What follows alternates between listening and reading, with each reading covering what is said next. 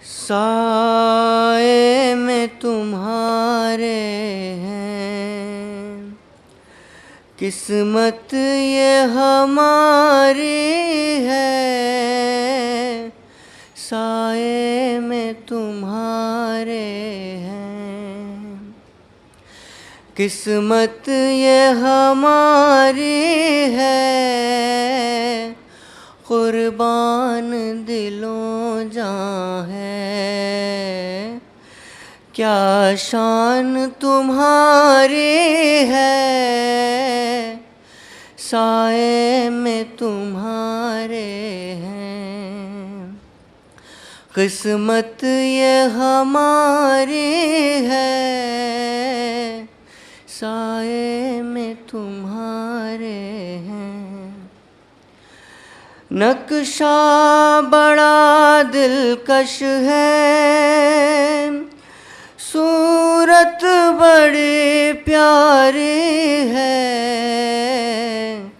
नक्शा बड़ा दिलकश है, सूरत बड़ी प्यारी है। जिसने भी तुम्हें देखा, जिसने भी तुम्हें देखा, सौ जान से वारी है। साए में तुम्हारे हैं, किस्मत ये हमारी है। साए में तुम्हारे हैं, क्या पेश करें तुमको, क्या चीज़ हमारी है। क्या पेश करें तुमको, क्या चीज़ हमारी है। ये दिल भी तुम्हारा है, ये जान भी तुम्हारी है। ये दिल भी तुम्हारा है, ये जान भी तुम्हारी है। साए में तुम्हारे हैं, किस्मत ये हमारी है। साए में तुम्हारे हैं, तुमने तो हजारों की तकदीर संवारी है। तुमने तो हजारों की तकदीर संवारी है। एक बार तो ये कह दो, एक बार तो ये कह दो, अब के तेरी बारी है। साए में तुम्हारे हैं, किस्मत ये हमारी है। साए में तुम्हारे हैं, हम तेरी ज़फ़ाओं को इल्ज़ाम नहीं देते।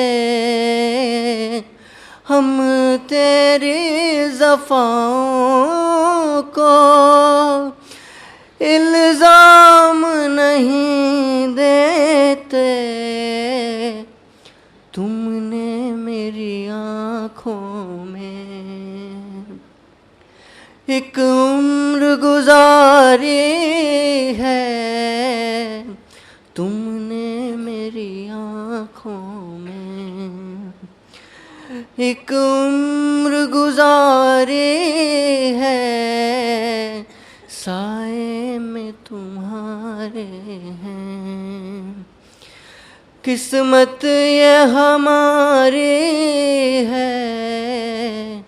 साए में तुम्हारे हैं, किस्मत ये हमारी है, साए में दो महान संतों के जन्मदिन मनाने का हमें अवसर मिला है। प्रारंभ बेला में 4 सितंबर को हमने परम संत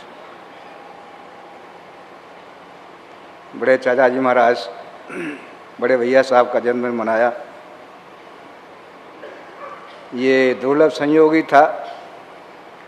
4 सितंबर का समय भंडारे की पूर्व संध्या में हमें मिला और सब भाइयों ने बड़े उत्साह से वो जन्मदिन मनाया। आज हमें एक और दुर्लभ संयोग प्राप्त हो रहा है। हमारे परम पूज्य का जन्मदिन भी आज का है। और जैसा हम जानते हैं, जन्म में खुशियाँ बढ़ती हैं। हम उनसे केवल यही प्रार्थना करते जैसे भी हमें आप हम सब पर कृपा करते रहें। सभी आपके पुत्रवत हैं, सब पर आप दया करते रहें, यही हमारी प्रार्थना है, यही निवेदन।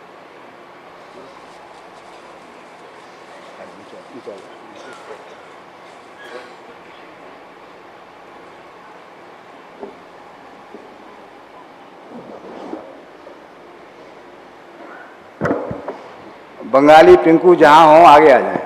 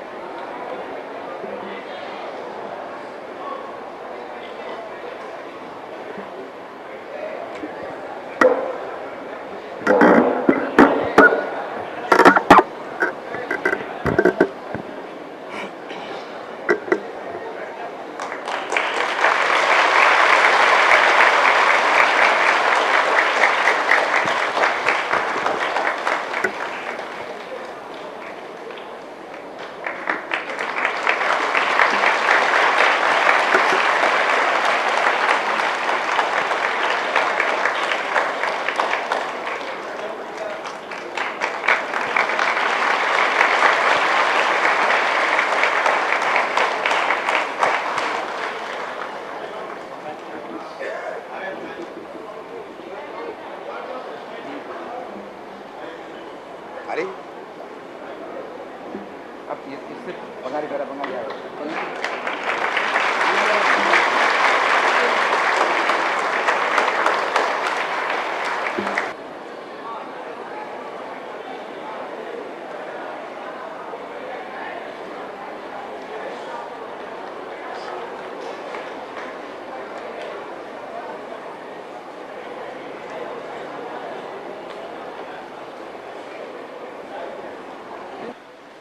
मैं आप सबको धन्यवाद देता हूँ।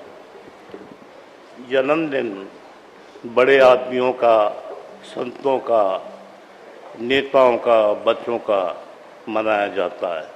मैं तो एक मामूली इंसान हूँ।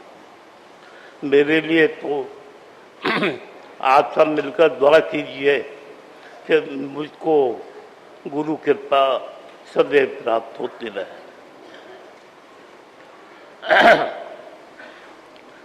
संतों के संस्मरण कभी कभी बहुत लाभदायक होते हैं। आज मैं गुरु महाराज का एक बहुत ही पुराना संस्मरण सुनाने जा रहा हूँ। ये शायद बात सन 38 या 39 की होगी। ईटे का भंडारा था, उसमें गुरु महाराज के गुरु भाई बाबू मदन मोहन लाल साहब, जिनको दादा गुरु ने आचार्य की पदवी प्रदान की थी, वो भी तशरीफ लाए थे। सुबह की सभा आखिरी हुई। गुरु महाराज ने कहा कि गुरु परमात्मा होता है। सभा समाप्त हो गई। दोनों महापुरुष गपशप करने के लिए बैठे तो बाबू मदन मोहन साहब ने फरमाया कि डॉक्टर साहब आपने गलत कहा, गुरु परमात्मा नहीं होता, गुरु परमात्मा की तरह होता है। गुरु महाराज ने उनको उत्तर दिया कि आप पढ़ी पढ़ाई या सुनी सुनाई बात करते हैं, मैंने ये अपने अनुभव के आधार पर कहा है। अनुभव कभी गलत नहीं हो सकता। जब शिष्य पूर्ण समर्पण कर देता है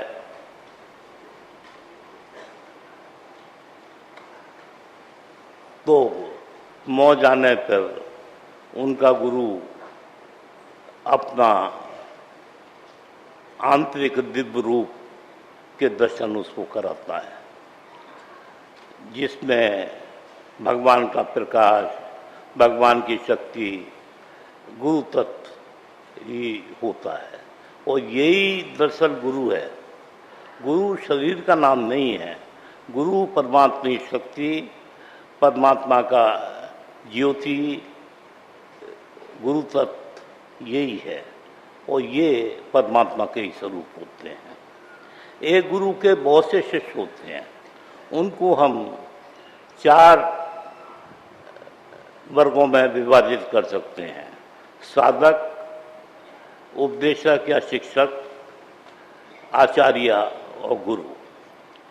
साधक तो सभी हैं, लेकिन ऐसा नहीं है कि उनमें सभी मामूली स्थिति के हों। हो सकता है उन साधकों में कुछ लोग हमसे भी अच्छी स्थिति के हों। उनमें से कुछ को, जिनमें ऑर्गेनाइजेशन चलाने की कैपेसिटी होती है, शिक्षक, उपदेशक बना देते। इनकी कोई ख़ास अहमियत नहीं होती। जैसे एक क्लास में किसी विद्यार्थी को मॉनिटर बना दिया जाता है, ऐसे ही ये भी मॉनिटरी की हैसियत रखते हैं। लेकिन दुर्भाग्य ये है कि जिसको वो पहली आज्ञा दी वो अपने को कामिल और आचार्य समझ बैठता है। सबने बहुत कोशिश की कि ये विचार हट जाए, लेकिन ये और पनपता ही जाता है। और इजाज़त दी तो वो यही कोशिश करता है कि स्टेज पर जाकर मैं बैठूं। उन मॉनिटर्स में से कुछ में डिवोशन होता है, गुरु प्रेम होता है, निष्काम सेवा का भाव होता है। उनको गुरु आचार्य की पदवी देती है और वो तालीम करने के हकदार होते हैं। कभी कभी भाग से ऐसे आचार्यों में एक शिष्य ऐसा होता है जो पूर्ण शिष्य है, गुरु प्रणिधान शिष्य है। वो गुरु के आदर्श, गुरु के आदेशों के मुताबिक जीवन ढालना चाहता है। वो कोई पद नहीं चाहता, जैसे अंगद साहब का दृष्टांत आपको मालूम ही होगा।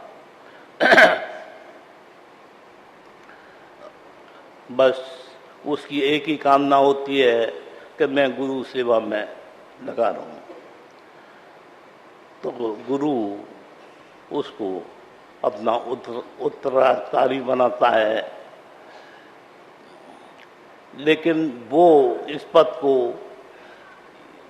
इसलिए नहीं ग्रहण करता कि वो उसकी लालसा है, वो इसलिए इस पद को गुरु के देता है कि कहीं हुक्म अदूली नहीं हो जाए, और महात्मा भरत की तरह गुरु को मालिक समझते हुए वो जीवन पर्यंत उनकी सेवा में लगा रहता है।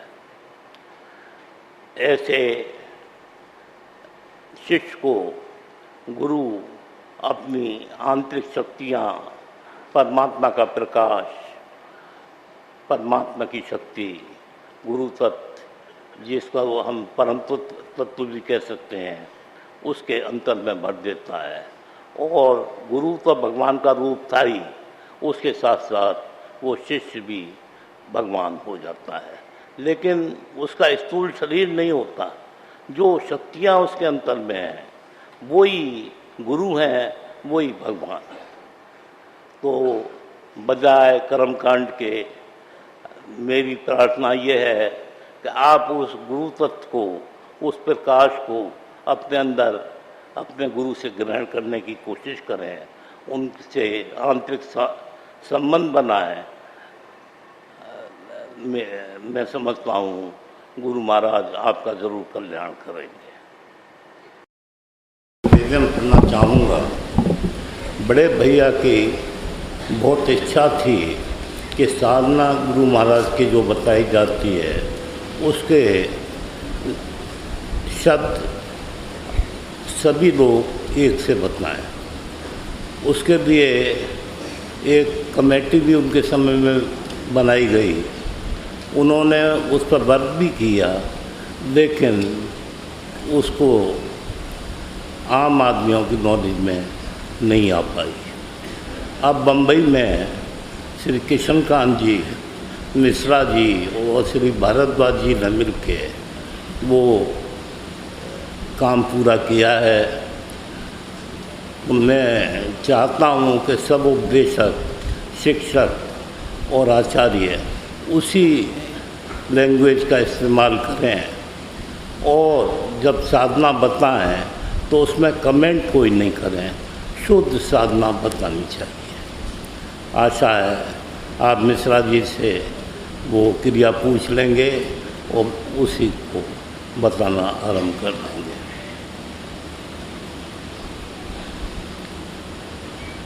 एक बार राजा जनक को जिज्ञासा आत्मज्ञान प्राप्त करने की हुई। उन्होंने मुनादी करवा दी कि जो मुझे आत्मज्ञान करा देगा मैं उसको आधा राज दे दूँगा। बहुत से लोग गए, लेकिन राजा को संतुष्ट नहीं कर पाए। उसी शहर में अष्टावक्र जी जो ऋषि पुत्र थे, आत्मज्ञानी थे, रहते थे, उन्होंने भी सुना। उन्होंने अपनी माता से कहा अगर आप आज्ञा दे दें और आशीर्वाद भी दे दें तो मैं उनको आत्मज्ञान करा दूं। उन्होंने सहज आज्ञा प्रदान की। जब ये राज दरबार में पहुँचे तो सब राज दरबार के सदस्य इनको देख के हंसने लगे, क्योंकि ये कुबड़े थे, और बोले तुम क्या आत्मज्ञान कराओगे। ये भी हंसने लगे, तो उनसे पूछा कि आप क्यों हंस रहे हैं, तो बोले राज्यसभा के सभी सदस्यों के पास केवल चरण दृष्टि है। यही हाल हम लोगों में से अधिकांश लोगों का है। हम गुरु का आलंकन उनके स्थूल शरीर से करते हैं, और गुरु और दादा गुरु के में भी भेद समझते हैं। गुरु तो ईश्वर होता है। जो दादा गुरु से गुरु महाराज के अंतर में प्रकाश प्राप्त हुआ, जो भगवान का प्रकाश जिन्होंने दादा गुरु के साथ साथ उनको भी भगवान का रूप दिया, वो ही असली चीज़ है। इसी तरह से गुरु महाराज के द्वारा परम पूज्य पंडित जी और बड़े भैया को जो अंतर में प्रकाश प्राप्त हुआ, वो सबको एक कर देता है, सबको ईश्वर का रूप दे देता है। तो हमारा कर्तव्य ये है कि अपने गुरु से आंतरिक संबंध कायम करें और उस प्रकाश को, शक्ति को अपने अंदर खींचे, ताकि हम भी किसी वक्त समय प्रकाशमय हो जाएं और गुरु के कृपा पात्र बन जाएं। इसके लिए गुरु महाराज ने ध्यान और चिंतन की क्रिया बताई, जो हम लोग सब कर रहे हैं। साथ में ये भी ख्याल रहे कि सब एक हैं, उनकी शक्ति आ रही है और ये स्थूल शरीर का ध्यान करने से बहुत जल्द ये वृत्ति अंतर्मुखी हो जाती है और ध्यान लगने लगता है। बस यही आप करते रहिए। गुरु महाराज आप सबका कल्याण करें। इच्छा रही कि गुरु महाराज के मिशन को संसार में फैलाया जाए। इस संदर्भ में वो कुछ वर्ष पूर्व USA व कनाडा गए कुछ लोगों को गुरु महाराज की विचारधारा से जोड़ा। अब के फिर सत्संग को अंतर्राष्ट्रीय रूप देने के लिए वो हॉलैंड, जर्मनी, कनाडा और USA गए। वहाँ पे ट्रिप इनका बहुत सक्सेसफुल रहा। काफ़ी लोग इधर आए। मैं उनको बधाई देता हूँ और गुरु महाराज से प्रार्थना करता हूँ कि वो अपने मिशन में सक्सेसफुल हों। दूसरा निवेदन मुझको ये करना है कि ये सभा गुरु महाराज की संत सभा है। यहाँ हम शांति प्राप्त करने के लिए आते हैं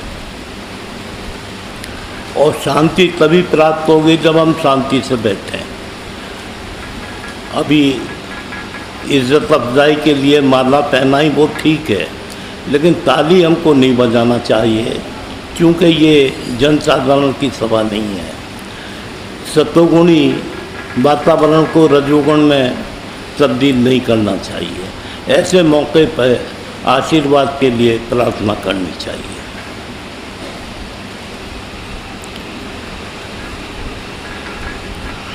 अब मैं दो एक बातें और बताऊंगा।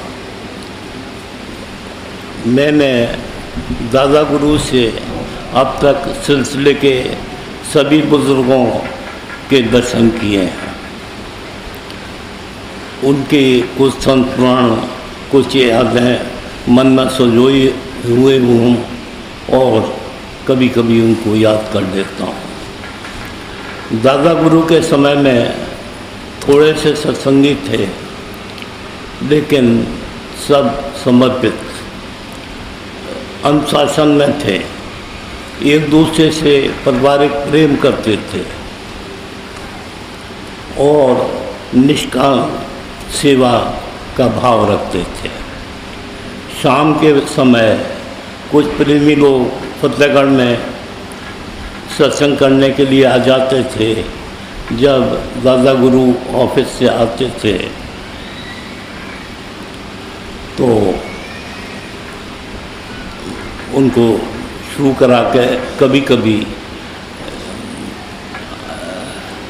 अंदर चले जाते थे, लेकिन डिसिप्लिन इतना था कि अगर वो 2 घंटे में भी बाहर आते तो कोई आँख खोल कर नहीं देख सकता था। सब साधना में लगे रहते थे और जितने उनके शिष्य थे वो एक दूसरे की इज्जत करते थे, एक दूसरे को प्यार करते थे।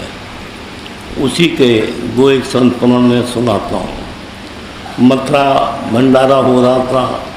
गुरु महाराज डाइस पर बैठे हुए सत्संग करा रहे थे। इतने में उनके गुरु भाई, जिनको माता जी ने इजाज़त दी थी, संत श्री श्याम बारी लाल जी, भंडारे में शिरकत करने के लिए तशरीफ लाए। जब वो फाटक से घुसे तो मैंने देखा और धीरे से जाके गुरु महाराज से कहा। गुरु महाराज फौरन डाइस पर खड़े हो गए, उनको रिसीव किया, अपने बगल में डाइस पर बैठाना और उनसे कहा कि आप सत्संग कराइए।